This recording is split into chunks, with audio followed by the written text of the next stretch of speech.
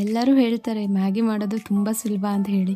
ಆದರೆ ಹೊಟ್ಟೆ ತುಂಬೋದು ಇಂಪಾರ್ಟೆಂಟ್ ಅಲ್ಲ, ಹೊಟ್ಟೆ ತುಂಬಿದೆ ಅಂದರೆ ನಮಗೆ ಯಮ್ಮಿಯಿಂದ ಟಮ್ಮಿ ಅನ್ನೋ ಫೀಲ್ ಅಂತೂ ಬರಲೇಬೇಕು. ಈ ವಿಡಿಯೋ ಅಂತೂ ಖಂಡಿತವಾಗ್ಲೂ ಯಮ್ಮಿಯಿಂದ ಟಮ್ಮಿ ಅನ್ನೋ ಫೀಲ್ ಅಂತೂ ನಿಮಗೆ ಕೊಟ್ಟೆ ಕೊಡಿಸುತ್ತೆ. ಯಾವ ಥರ ಮಾಡೋದಂತ ನೋಡೋಣ. ಮೊದಲಿಗೆ ತಂದಿರುವಂಥ ಮ್ಯಾಗಿನ ಈ ಥರ ಬಾಯ್ಲ್ ಆಗ್ತಿರೋ ವಾಟರಲ್ಲಿ ಹಾಕಬೇಕು. ಈ ಥರ ಹಾಕಿದ್ದಾದಮೇಲೆ ಸ್ವಲ್ಪ ಬಾಯ್ಲ್ ಆಗುತ್ತಲ್ಲ, ಆ ಥರ ಬೆಂದ ಮೇಲೆ ನಾವು ಇದರಲ್ಲಿ ಎಣ್ಣೆ ಅನ್ನೋದನ್ನ ಹಾಕಬೇಕು. ಈ ಥರ ಎಣ್ಣೆ ಹಾಕೋದ್ರಿಂದ ಏನಾಗುತ್ತೆ ಅಂದರೆ ಮ್ಯಾಗಿ ನೂಡಲ್ಸ್ ಇರುತ್ತಲ್ಲ ಅದು ಸ್ವಲ್ಪ ಬಿಡಿ ಬಿಡಿಯಾಗಿ ಬರುತ್ತೆ. ಈ ಥರ ಬೆಂದಿದ ಮೇಲೆ ಒಂದು ಸ್ಟ್ರೈನರ್ಗೆ ಹಾಕ್ಕೋಬೇಕು. ಈ ಥರ ಹಾಕಿದಾಗ ಸ್ವಲ್ಪ ಚಿಲ್ಡ್ ವಾಟರ್ ಅಥವಾ ನಾರ್ಮಲ್ ವಾಟರ್ ಹಾಕೋದ್ರಿಂದ ಏನಾಗುತ್ತೆ ಅಂದರೆ ಈ ಚಿಲ್ಡ್ ವಾಟರ್ ಪ್ಲಸ್ ಆಯಿಲ್ ಹಾಕಿರ್ತೀವಲ್ಲ ಆವಾಗ ಮ್ಯಾಗಿ ಅನ್ನೋದೇನಾಗುತ್ತೆ ಬಿಡಿ ಬಿಡಿಯಾಗಿ ಬರುತ್ತೆ. ಈಗೇನು ಮಾಡ್ತೀವಿ ಅಂದರೆ ಒಂದು ಪ್ಯಾನಲ್ಲಿ ಸ್ವಲ್ಪ ಎಣ್ಣೆ ಹಾಗೂ ಸ್ವಲ್ಪ ಜೀರಿಗೆ, ಸ್ವಲ್ಪ ಹೆಚ್ಚಿಟ್ಟಿರುವಂತಹ ಈರುಳ್ಳಿ ಹಾಗೂ ಸ್ವಲ್ಪ ಹಸಿರು ಮೆಣಸಿನ್ಕಾಯಿ ಹಾಕಿ ಸ್ವಲ್ಪ ರೋಸ್ಟ್ ಮಾಡಬೇಕು. ಹಾಗಂತ ಹೆಚ್ಚಿಗೆ ರೋಸ್ಟ್ ಮಾಡಬೇಡಿ. ಇಲ್ಲಿ ಬಟಾಣಿ ಹಾಗೂ ಬೀನ್ಸ್, ಕ್ಯಾಪ್ಸಿಕಮ್, ಕ್ಯಾರೆಟ್ ಹಾಗೂ ಕ್ಯಾಬೇಜ್ ಇವಿಷ್ಟು ಹಾಕಿ ಸ್ವಲ್ಪ ರೋಸ್ಟ್ ಮಾಡಬೇಕು. ಆ್ಯಕ್ಚುಲಿ ಇಲ್ಲಿ ಶುಂಠಿ ಬೆಳ್ಳುಳ್ಳಿ ಪೇಸ್ಟ್ ಹಾಕಬೇಕು, ನಾನು ಮರ್ತೋಗಿದ್ದೆ. ಸೊ ಹಾಗಾಗಿ ಮಿಡಲಲ್ಲಿ ಹಾಕ್ತಾಯಿದ್ದೀನಿ. ನೀವೇನಾದರೂ ಅದನ್ನು ಅಡುಗೆ ಮಾಡ್ಬೇಕಾದ್ರೆ ಬಳಸಿದಾಗ ಇದು ಈರುಳ್ಳಿ ಹಾಕಿರ್ತೀರಲ್ಲ ಆ ಟೈಮಲ್ಲಿ ಹಾಕಿ ರೋಸ್ಟ್ ಮಾಡಿ.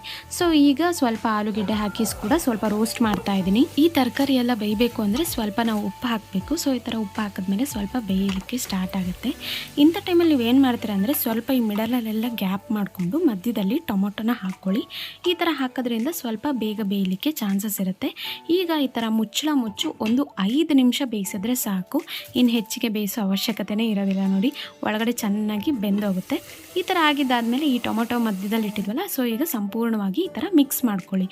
ಇನ್ನೊಂದೇನು ಅಂತಂದರೆ ಈ ಟೊಮೊಟೊ ಇನ್ನೊಂಚೂರು ಬೇಯಬೇಕು ಅನ್ನೋ ಥರದಲ್ಲಿ ಮತ್ತಷ್ಟು ಸಾಲ್ಟ್ ಹಾಕಬೇಕು.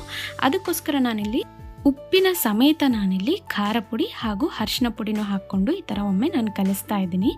ಇದಾದಮೇಲೆ ಇನ್ನೊಂದು 3 ನಿಮಿಷಕ್ಕೋಸ್ಕರ ಈ ಥರ ಕಲಿಸಿಟ್ಬಿಟ್ರೆ ಸಾಕು. ಈಗ ಕಂಪ್ಲೀಟಾಗಿ ರೆಡಿ ಆಗೋಗಿದೆ.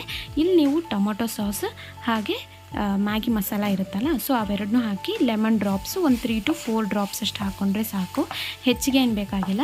ಇಲ್ಲಿ ಇನ್ನೊಂದು ಇಂಪಾರ್ಟೆಂಟ್ ಏನು ಅಂತ ಅಂದರೆ ನಾವು ಡಾರ್ಕ್ ಸೋಯಾ ಸಾಸ್ ಹಾಕ್ತೀವಲ್ಲ, ನನಗೆ ಆ ಫ್ಲೇವರ್ ಇಷ್ಟ ಆಗೋದಿಲ್ಲ. ಸೊ ಹಾಗಾಗಿ ಲಾಸ್ಟಿಗೆ ಹಾಕ್ತಾಯಿದ್ದೀನಿ. ಕೊತ್ತಂಬರಿ ಸೊಪ್ಪು ಹಾಕಿದ ಮೇಲೆ ಲಾಸ್ಟಿಗೆ ಹಾಕ್ತಾಯಿದ್ದೀನಿ. ನಿಮ್ಗೇನಾದ್ರು ಇಷ್ಟ ಇರೋ ಥರ ಆದಲ್ಲಿ ಬಾಕಿ ಸಾಸ್ಗಳನ್ನೂ ಕೂಡ ಆ್ಯಡ್ ಮಾಡ್ಕೋಬೋದು. ನೋಡಿ ನಾವು ಆಲ್ರೆಡಿ ಅದು ತೆಗೆದಿಟ್ಟಿದ್ವಲ್ಲ ಮ್ಯಾಗಿ, ಸೊ ಈಗ ನೋಡಿ ಕಲಿಸ್ತಿದ್ರೆ ಒಂದೊಂದೇ ನೀಟಾಗಿ ಬರ್ತಾಯಿದೆ ಅಲ್ಲ. ಸೊ ಆ ಥರ ನೀವು ಕೂಡ ಆ ಟ್ರಿಕ್ಸ್ ಫಾಲೋ ಮಾಡಿ, ಓಕೆನಾ. ಈಗಂತೂ ವೆಯ್ಟ್ ಮಾಡಬೇಡಿ, ಯಮ್ಮಿಯಿಂದ ಟಮ್ಮಿ ಅಂತ ತಿಂತಾ ಇರಿ. ಹಾಗೂ ಒಂದು ಸ್ವಲ್ಪ ಸಬ್ಸ್ಕ್ರೈಬ್ ಮಾಡಿ ಹೋಗ್ರಿ, ಓಕೆನಾ. ಬಾಯ್ ಬಾಯ್.